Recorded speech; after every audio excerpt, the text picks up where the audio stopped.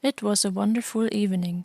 The last chroma stars in the sky bathed the village in calm, pale colors and were reflected dancing on the sea. A cool wind carried a salty sea breeze through the alleys and streets. The chroma street lamps were switched on, and colorful lighting could also be seen in the houses. You could hear cats meowing, dogs barking, horses neighing, and some people talking about all kinds of things on their way home. Cheyenne sat leaning against the wall on her bed in the small room of the inn and looked depressed out of the window. Adukas lay next to her and snuggled up to her. Sasha sat on the wooden floor with her legs bent, also leaning against the wall, and her gaze wandered back and forth between the girl and the fairy wolf. Nobody said anything, so it was enormously quiet in the room. Suddenly, noises sounding like metal and harsh voices could be heard from outside. A short conversation could be heard. "We suspect that she's in here." "Good, then let's have a look." "Yeah, let's go in." Sasha stood up alarmed, and at the same moment Glacio entered the small room, closed the wooden door behind him, and locked it. The young woman spoke up in shock. "My goodness! Tell me, can't you knock? You scared me to death!" "Complete idiot." The healer was unimpressed by her words. "Sasha Mouse, save your moral sermons and insults for later. We have another problem right now. Out there it is teeming with knights, and they will certainly search every single room here for my little angel. So I would suggest that we get out of here. I don't really feel like sharing my two cute bunnies with them." He winked at Cheyenne, but she averted her gaze and made no move to get up. Sasha went to the window, opened it, and found a possibility of escape. That's not too deep. We can jump down here and then run away." She thought no further and jumped out. The excitement was also transferred to Adukas. He began to whine restlessly, and also moved towards the window. Cheyenne was sitting on her bed. She didn't care about all the hustle and bustle. If the knights would kill her now, she would save many people from death, and the shadow servants would get along well without her. Glacio, who had come closer in the meantime, took her arms, pulled her to him, and made the girl stand up. Then he took her head with his cold hands, forcing her to look at him. The healer looked deep into Cheyenne's expressionless eyes and said a few quiet words to her. "I know what you're thinking about, little angel. You want them to find you here and rob you of your life, because you can't handle this whole chosen thing, or you don't want to, am I right? You want to run away from the responsibility you have to bear, but it's not that simple. I understand that you're confused and that everything is too much in the moment. But don't throw your life away. You always have to think through your decisions carefully and not rush your actions, do you understand? Don't let this chosen thing break you, you hear? This is very important. Only you alone determine your own life. Besides, I'm not going to just let you die like that, understood? Now come, little angel." "He's right. It's my life. If people want to die for me, I can't do anything about it anyway. But I don't want to and won't die." Cheyenne took new courage, and while she was still realizing this, the healer dragged her to the window. The girl looked out and swallowed. Not deep," she said. "So that's what Sasha calls not deep? That's easily 4 meters. I don't imagine it's so nice to get out of the free fall down there. But I guess it's the only way to escape the knights." While she was thinking, Glacio helped Adukas out of the window. The four-legged friend jumped down and landed uninjured on all fours. Fairy wolves had a very robust and agile physique, which enabled them to cushion the impact gently like a cat and land on the ground unharmed, even after falling from a height of a few meters. Suddenly, there was a loud knock on the door, and the knights tried to kick it in. Cheyenne was already sitting on the window sill, trembling slightly, but still hesitated to jump. Since they had no more time, Glacio gave her a push and she fell into the depths. The fall seemed quite long to her, and she feared that the impact would be painful for her. She was now really excited, so that her heart beat faster and threatened to burst. But strangely enough, she was not afraid. The only thing she could think about in that moment of falling was how stupid she had just acted. She almost forfeited her life by an ill-considered, hasty decision. If Xaver had been here, he would have reproached her and told the girl how unreasonable she was. Glacio, on the other hand, had remained calm, and had only advised her not to throw away her own life just like that.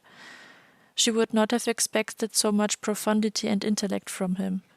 Her thoughts were abruptly interrupted when she landed painfully on the grassy ground. She had landed directly on her feet, but they buckled and Cheyenne fell. She had known that jumping out of the window would not go well. When the healer pushed her without warning, she lost her balance and could not adjust to the impact. Now she had stabbing pains in her feet and back. Sasha helped the girl get up. The young woman seemed unharmed. Immediately after Cheyenne, Glacio had also jumped and now landed on the ground. The impact seemed to have affected him as well, but he only narrowed his eyes briefly and didn't show anything else. However, the girl was quite sure that his legs were now hurting too. Because of her, her companions had to go through so much. She knew that they did it on their own free will, but she just couldn't help but blame herself for it. The small group had jumped from the window directly into the garden, but a few knights had long since noticed that their targets had fled.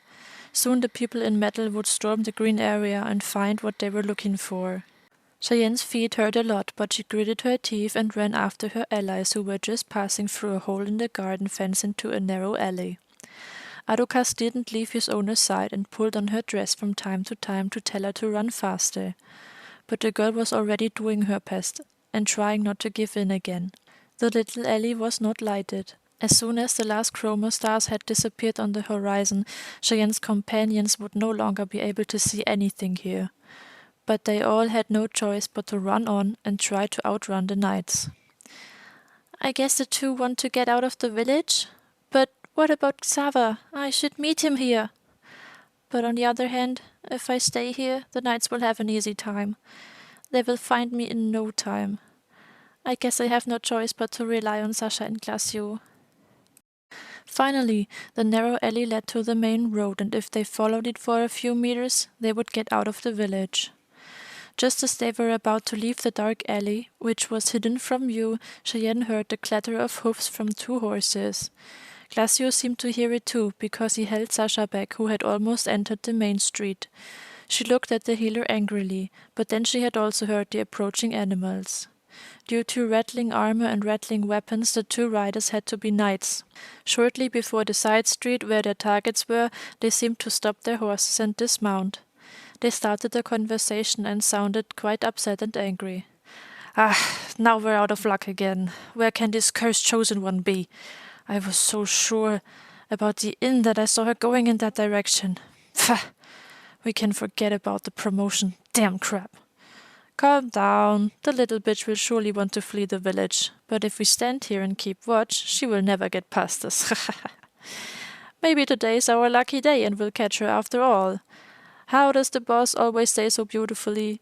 Giving up is something for cowardly morons. I don't wanna be a moron. Good. Then we'll just stay here and guard the exit.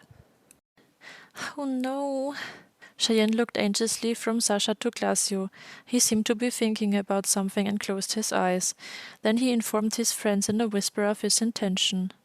"All right, you 2 pretty ones. I'm going to distract them now, and you're running away from here as fast as you can.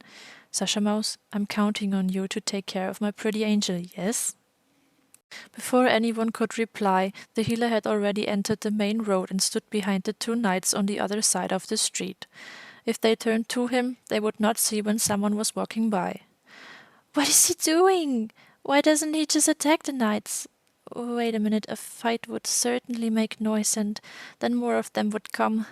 He told me in training to always think 1 step ahead. Did he mean, among other things, such a situation? And not only when fighting? Sometimes he's so smart. Must be because he's a healer. But I don't want him to do that. He is literally sacrificing himself for Sasha, Adukas, and me. We can't just leave him here now." "Come on, Cheyenne, now is our chance."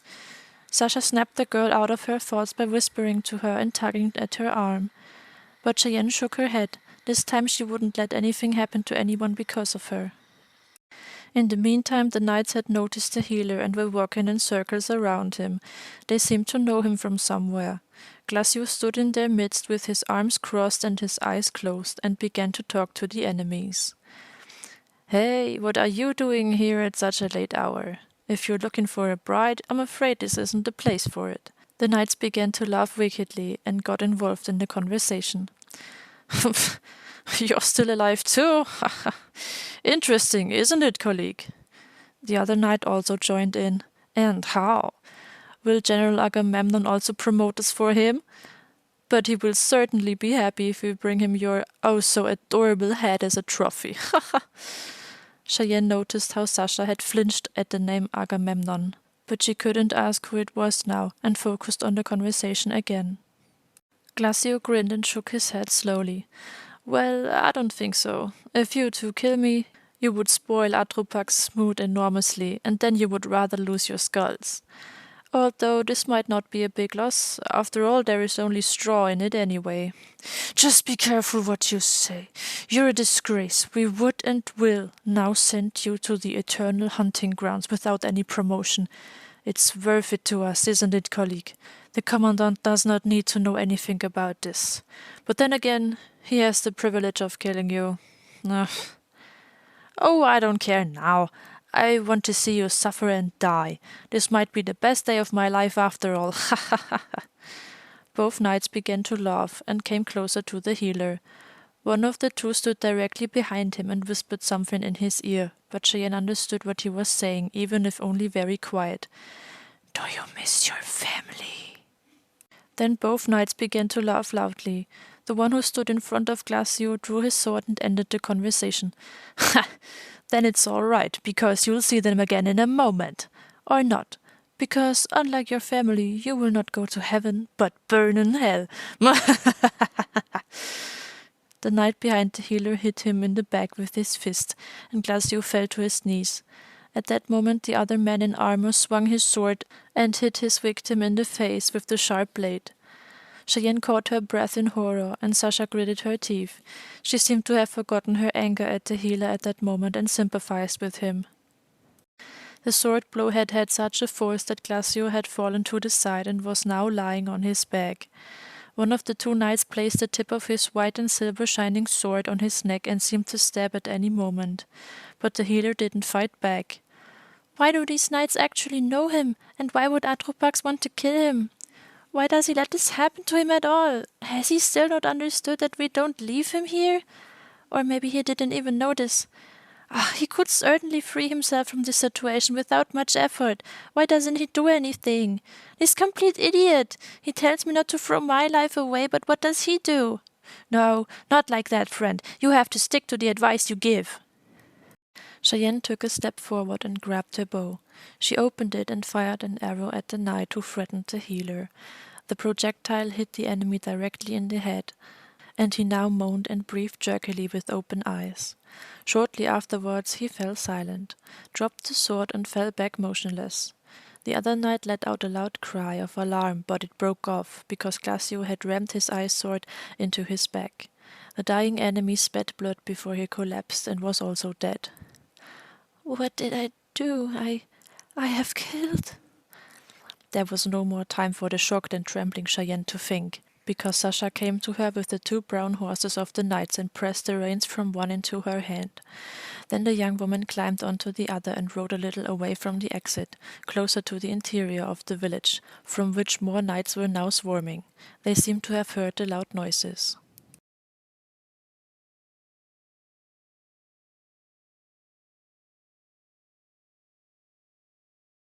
Sasha suddenly pulled a pistol with a bright purple lightning pattern on it from her belt and shot at the approaching enemies. Every shot hit its target, but it was deafeningly loud to Cheyenne's sensitive hearing. The girl broke free from the rigid, shocked posture and swung onto the horse as well.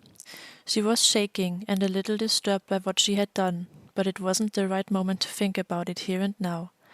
If this had happened a few days earlier, she would probably have the shock of her life and had unbearable pangs of conscience. But since then she had learned so much and seen so many people die and kill that the whole thing was only half as disturbing. In addition, there was apparently only one principle for them with regard to the knights. Either kill the enemies themselves or let themselves be killed. The latter, however, was no longer an option for the girl after the healer's speech a few minutes earlier in the guest room. She rode to Glacio, who was standing with his back to her. She nudged him lightly from the saddle with her foot, and he turned halfway towards her. "Angel, make sure you get out of here." But Cheyenne was stubborn. "You miserable bastard! You tell me not to throw my life away, and what are you doing? Please follow the advice you give to others. In addition, one hand washes the other. Now I finally get the chance to return the favor for your help. You didn't let me die, so I don't either. We're not going to leave you here, and now make sure you get on this horse and get away from here." Wow, I didn't know I could be so determined. Must be due to the situation.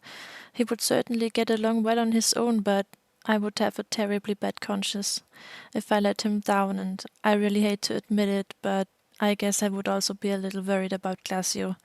In addition, this way I can finally return the favor for his help. The healer seemed just as surprised as Cheyenne herself at her fierce determination.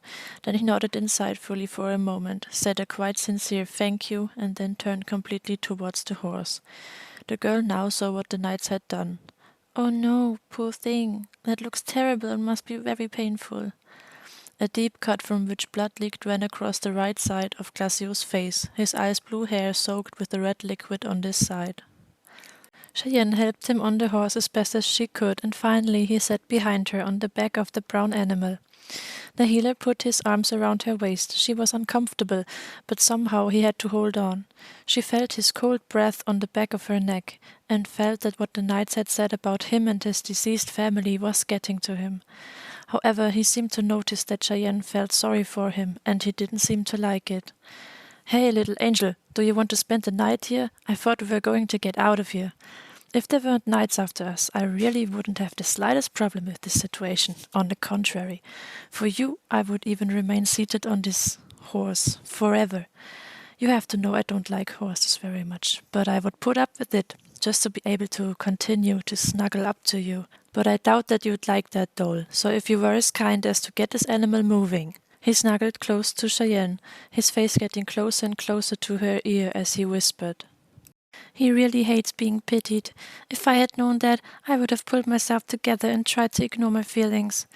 He comes so close to me on purpose to get back at me that I feel sorry for him because he knows exactly that the situation is uncomfortable for me, especially with him. How nasty. That almost came across as a threat. Why is it so bad for him when someone shows compassion? Maybe men feel somehow weak when you feel sorry for them. Xaver doesn't like that either. But maybe it's something else. The girl called out to Sasha to get out of the unpleasant situation, and both got the brown mounts running. Aluka sprinted ahead, and they stormed out of the village at full gallop.